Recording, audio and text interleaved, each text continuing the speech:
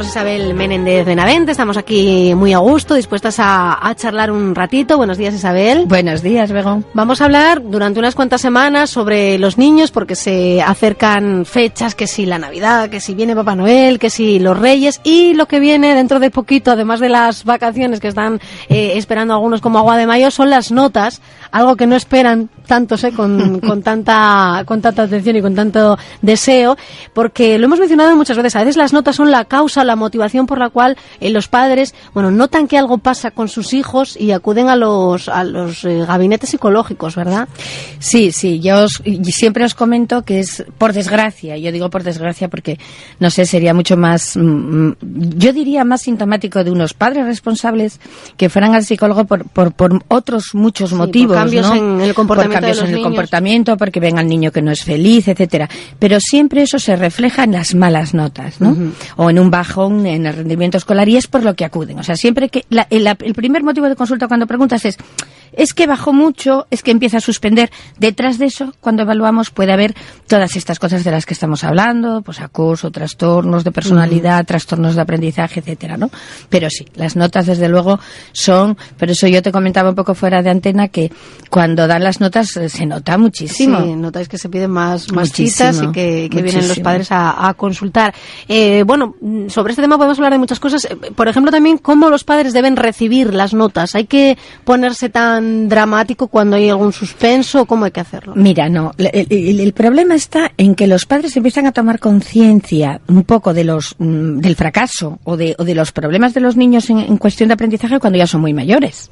Es decir, cuando son pequeños, además es que es típico, cuando son pequeños van suspendiendo, por ejemplo, en primaria, imagínate, suspenden en primero y en segundo y en tercero, cosa que, entre paréntesis, no es lógica ni es normal. Pero los padres no le dan demasiada importancia porque preguntan, oye, a veces pues algún profesor te dice esta típica palabra que yo siempre les digo y dicen, ¿y usted cómo lo sabe? Digo, hombre, porque llevo muchos años oyendo lo mismo, ¿no? Claro. Que es, no se preocupe, es que está inmaduro. No.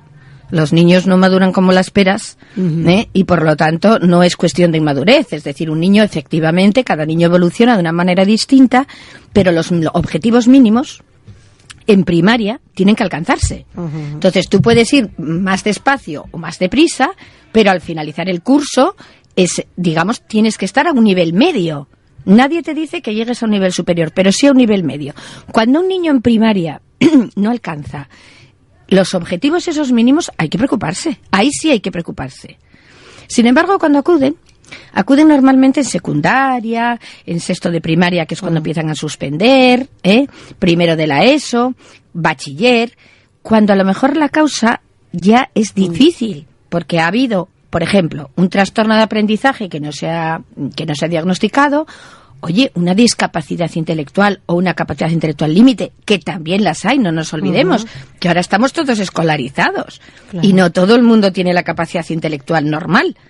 Hay niños que pueden ser límites y, digamos, funcionar de una manera correcta, tener un comportamiento funcional bueno, pero sin embargo la capacidad cognitiva está limitada. Entonces, lo que pasa es que nos acuden cuando ya están suspendiendo masivamente o repitiendo, etcétera, etcétera, y entonces, pues te van porque están suspendiendo en bachiller o porque quieren seguir estudiando, etcétera. Y ahí, pues hay muchas causas y muchos problemas que podrían haberse atajado antes y que muchas veces no le damos importancia. Pues consejo, estar atentos desde que son pequeñitos, aunque no reciban notas al uso. Y Isabel, ¿y los chavales cómo viven el tema de entregar las notas? Supongo que dependerá de cómo las reciben en su casa también, ¿no? Claro, lo has definido perfectamente, claro. Bego.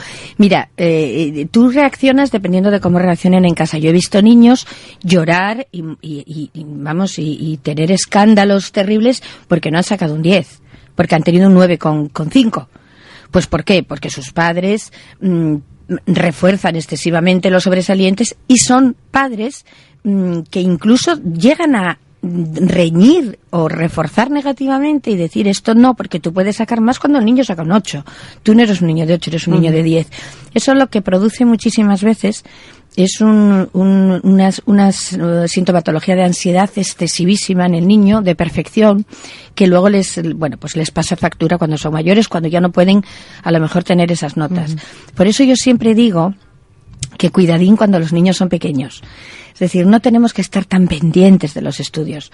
Yo lo puedo decir porque además son cosas pues que además como madre también he vivido. Bueno, pues yo, por ejemplo, al tener una niña en el mismo centro donde yo era psicóloga, esto es un hándicap terrible, ¿no? Para las profesoras que me estáis escuchando seguro que lo entienden.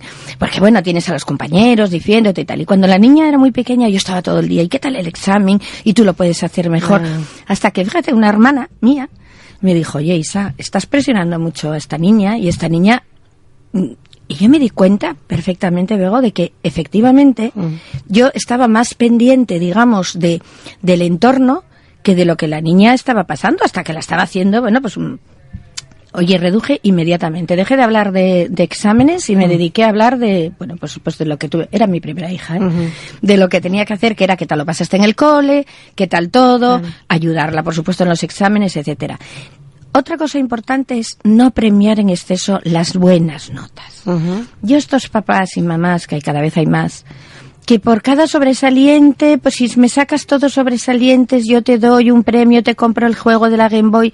Claro, no. El refuerzo positivo está muy bien. Pero el refuerzo positivo es, estoy orgullosa de ti, qué contento me tienes, estás haciendo tu trabajo estupendamente, aunque no saquen un 10, aunque saquen un 8, un 7, un 6. Porque cada niño, si se esfuerza lo adecuado, puede sacar lo que pueda sacar. Que lo tomen como que es su trabajo, ¿no? Su labor diaria. Es su trabajo y como tal hay que premiarlo alto. Porque yo también les digo muchas veces que los trabajos se premian, como a ti te dan un sueldo. Claro. Pero se pueden premiar diciendo, entrando a la habitación y diciendo, cuando están estudiando. No cuando vengan las notas, cuando están estudiando. Cuando tú los ves que llegan y se ponen ellos solinos, ¿no? Pues puedes en primaria llegar a entrar y en vez de pillarles cuando están con la Game Boy, píllalos cuando estén estudiando. Claro. Y les dices, cielo, qué orgullosa estoy de ti, que estás trabajando. Mira, yo también estoy trabajando en el otro despacho. O... Sí, quizás simplemente te voy a hacer para cenar algo rico porque te estoy muy trabajadora. Exactamente. O te voy a dejar hoy 10 minutos más de ver dibujos animados, porque, madre, como te estoy viendo que llevas todas las semanas sin que yo te mande va a hacer los deberes. Sí. Pero no el resultado de las notas, porque entonces todo va ligado a eso, ¿sabes, Bego? Y pueden tomárselo de otra manera, puedes crearles unas falsas expectativas, puedes hacer unas metas a las que los niños no pueden llegar y tú estás forzando la máquina hasta que la máquina estalla. Y estalla con fobias escolares, estalla con abandonos de estudios, estalla con depresiones, con ansiedad. Entonces hay que tener mucho cuidado. Y estoy pensando, Isabel, estamos en un lado, ¿no?, que es el excesiva presión a los niños, pero por el otro estaría la excesiva indiferencia. Tampoco hay que ser del todo indiferente a las notas que traigan, claro. No, en absoluto, claro.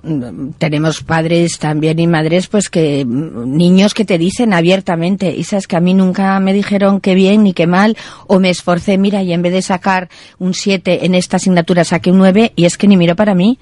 Pero bueno, estamos hablando de esos son padres indiferentes, que es una tipología de padres muy especial, muy de nuestra época, por cierto, pues porque están más ocupados en otras cosas, que normalmente solo hacen caso cuando suspenden. Entonces es cuando sí. Y es cuando los niños se quejan y te dicen, oye, estuve sacando buenas notas y ahora es cuando me hacen caso. Y a veces, fíjate, es una llamada de atención, ¿eh? Sí. A veces estos niños cogen y dicen, sí, pues ahora no estudio. Claro, entonces, si solo tengo tu caso y tu atención cuando lo suspendo, es como las pataletas, la monto, ¿no? Claro, las famosas pataletas que son una llamada de atención muchas veces, porque si les haces caso la primera vez, entonces van a seguir haciendo pataletas eternamente. Es una manera inconsciente, no es que los niños lo hagan de una forma consciente, pero es una manera de llamar la atención, sí. Lo mismo que no hay que premiar en exceso, tampoco hay que castigar en exceso. Yo esto, por favor, muchísimo cuidado con los suspensos. O sea, estos suspensos que de una evaluación a otra, que van 3 meses o 2 meses y pico, los dejas sin móvil, sin Game Boy, sin salir a la calle, sin entreno de fútbol. ¡Ay, no! ¿Y qué castigo sería, digamos, el ideal? ¿En función de cuál sea lo que hayan hecho mal? Mira, yo no soy partidaria de castigar. Soy partidaria de reforzar positivamente. Soy partidaria de decir, tú has hecho esto, creo que no has hecho el esfuerzo suficiente, me voy a poner contigo un poco, te voy a intentar ayudar, ¿qué es lo que necesitas? ¿En dónde tienes problemas? Porque a lo mejor ese niño tiene problemas en un área concreta o tiene otros problemas, Bego, que no sabemos ver, o tiene una depresión, o tiene una ansiedad excesiva, o está pasando algo en casa y hay circunstancias familiares adversas, un divorcio mal llevado, una enfermedad de algún familiar, el nacimiento de algún hermanito. O sea, hay muchas circunstancias alrededor que pueden hacer que un niño suspenda, no solamente que sean vagos. Yo quiero dejar clarísima una cosa. no hay niños vagos. Hay niños que se molestan lo mínimo. Uh-huh. Es decir, para llegar al 5, vamos. Sí.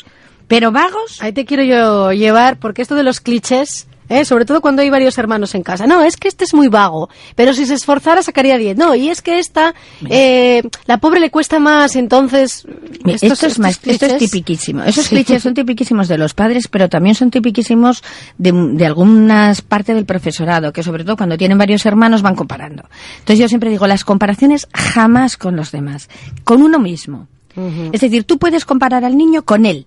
Decirle, en vez de decirle, pero bueno, hijo, con lo bueno que era tu hermano cuando sacaba todos los presentes, le dices, mira, cariño, esta vez ha suspendido, pero ¿te acuerdas aquel día que estudiaste conmigo o que estudiaste toda la noche y pensaste, mamá, voy a suspender y sacaste un 6 o un 7? Yo me sentí orgullosa de ti en ese momento. Pues tú hoy puedes hacer lo mismo que has hecho aquella vez, puedes hacerlo ahora. Compararlo siempre con cosas positivas, pero del mismo. Nunca, por Dios, jamás con los hermanos, que eso es lo más nefasto que hay, porque cogen unos rebotes horrorosos. Claro. Ni con los demás. Además es un cliché como que te acompaña toda la vida. Y no será lo mismo suspender a los 7 años que a los 16. Exactamente. Claro. A los 16 es normal que suspendas alguna, porque es normal, porque tienes otras preocupaciones y es lo lógico, y se llama inflexión escolar, que la conocemos los psicólogos como tal. Es decir, hay un bajón porque las hormonas están revolucionadas, estás más pendiente del niño que te gusta o de la niña que te gusta, estás a 1000 cosas menos a estudiar. Por lo tanto, llegas a suspender, aunque luego al final apruebes. Con lo cual nosotros eso no lo llamamos fracaso escolar, lo llamamos inflexión, porque tú vas suspendiendo alguna asignatura, pero luego la recuperas. O sea, son los típicos niños que saben hasta dónde pueden llegar. Claro. Entonces, a lo mejor no te llegan al 8, pero desde luego el 5 y a aprobar y a pasar llegan. Por lo tanto, son niños menos estimulados para estudiar, pero que se lo pasan bomba, que también es una forma de vivir.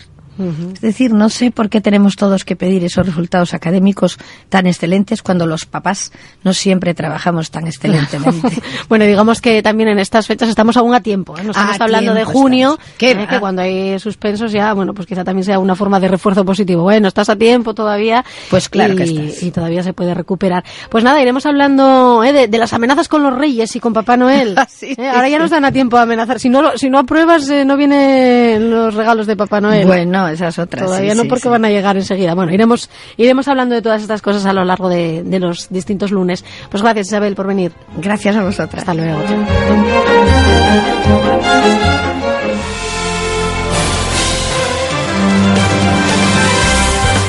Con Begoña Natal e Isabel Menéndez Benavente llegamos a la 1 de la tarde. Después volvemos 985 35 81 35 con Granadrín, acuérdense.